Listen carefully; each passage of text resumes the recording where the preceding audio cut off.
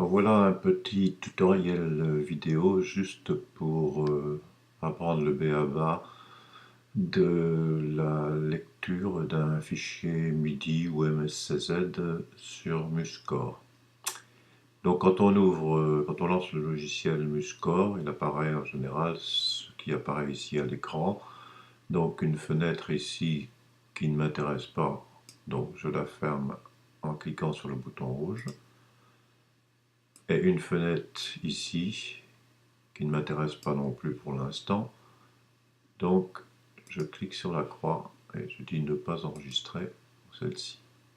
Donc il peut apparaître aussi cette fenêtre mélangeur, mais je ne suis pas sûr. Donc voilà, une fois que vous avez fait le ménage, vous vous retrouvez avec ça.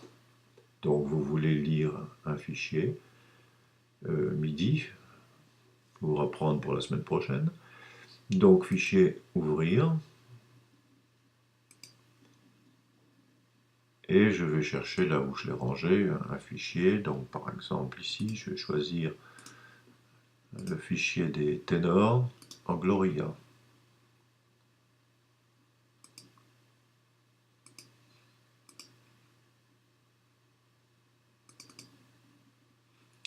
Donc le fichier s'ouvre. Et j'ai toutes les portées donc, de la partition. Ici soprane, deuxième alto, troisième ténor, quatrième basse, et puis le piano sous différentes façons. Donc je n'ai plus qu'à le lire. Alors pour le lire, il faut remarquer qu'il y a deux possibilités. Ici, j'ai choisi l'affichage par page, par exemple, première page, deuxième page, mais c'est pas ce qui est le plus simple lorsqu'on veut apprendre, donc je choisis affichage en continu. Donc, je vous montre pour ceux qui ne connaissent pas comment ça va se passer, je lance.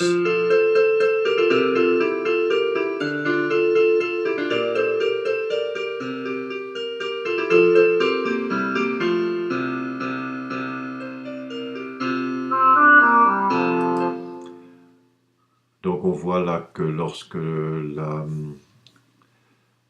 la partie ténor commence, donc elle est plus forte et elle utilise un instrument qui peut faire des notes en continu, c'est-à-dire le hautbois. Donc ça c'est un choix qu'on fait, on peut changer l'instrument, on va voir comment tout à l'heure. Donc en cliquant sur le triangle d'ici, petite noire, comme d'habitude, hein, soit on arrête, soit on fait repartir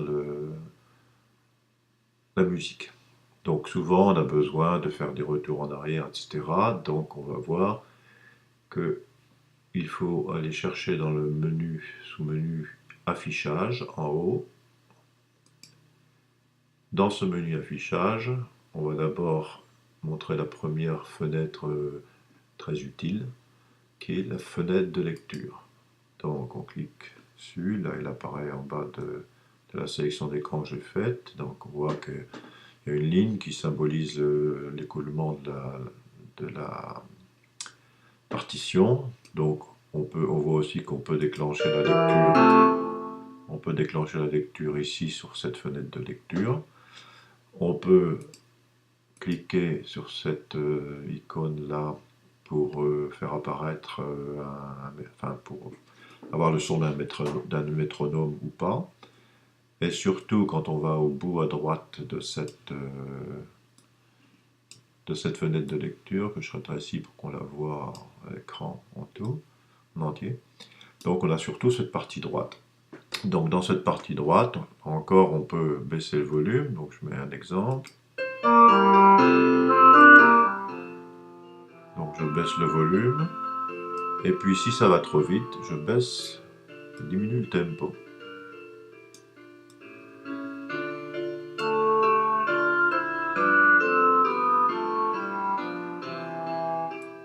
Et puis comme je sais bien ma partition maintenant, éventuellement, je mets à 121% par exemple.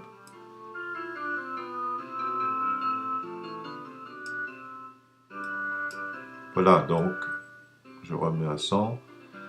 Donc fenêtre très importante puisqu'on peut changer le tempo en fonction de ses souhaits pour pouvoir apprendre à son rythme. Donc sur cette fenêtre, on peut jouer aussi sur le volume, et on peut jouer, on peut lancer la musique ou arrêter. Donc ici, eh bien, on revient au début. Donc ici, on a la fenêtre qui permet de faire le jouet, le métronome durant la lecture. Ici, je ne sais pas ce que ça fait, ça joue un décompte. Enfin bref, l'important c'est surtout ça, ça, et puis la partie ici. Donc je fais disparaître la fenêtre en dessous de l'écran vidéo. Et je fais apparaître, avec affichage toujours, la deuxième fenêtre très importante, c'est le mélangeur. Donc le mélangeur, il sert, comme son nom l'indique, à mélanger les différents pupitres en donnant plus ou moins d'importance à l'un ou à l'autre. Donc ici, je vais relancer.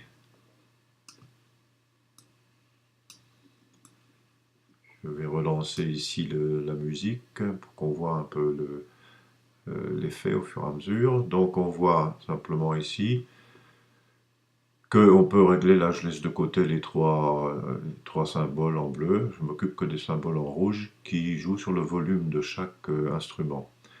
Donc on voit que la première ligne de la portée, à laquelle correspond cette ligne ici, donc qui correspond au soprane, la partie soprane va être jouée par un piano, le son c'est Yamaha grand piano, pour toutes les autres aussi, sauf celle que j'ai choisi de mettre en valeur, donc qui est la troisième ligne, c'est-à-dire celle des ténors. Donc on voit que le son ici, qui est à peu près au milieu, ici est au maximum des possibilités. Alors pour faire monter le son ou pour faire diminuer le son, on fait simplement, on fait glisser le curseur, donc on fait qu'un clic glisser vers le haut sur le symbole, et là je mets le son à bloc par exemple pour les altis. Je fais un clic et glisser vers le bas et je diminue le son complètement.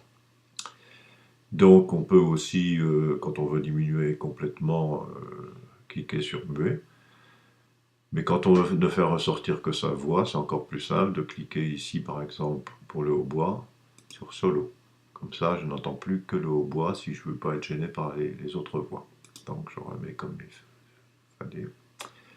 Et donc en résumé ici, on voit que le son est moins fort pour toutes les parties, sauf pour donc celle que j'ai mise en évidence ici, c'est-à-dire celle du hautbois. Pour choisir le hautbois, je cliquais sur la petite flèche ici pour chercher le son MIDI ou l'instrument MIDI qui va me convenir. Donc je fais déplacer tout ça, et puis je prends ici je peux prendre au lieu d'un hautbois, je peux prendre une flûte par exemple, et puis voir ce que ça donne. Je lance ici.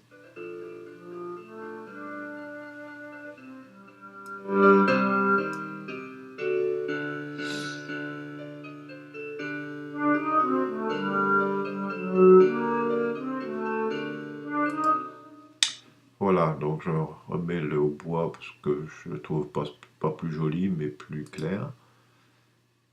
Donc ici, voilà. Et donc c'est comme ça qu'on choisit le son que l'on préfère. Donc je relance pour voir. Donc là,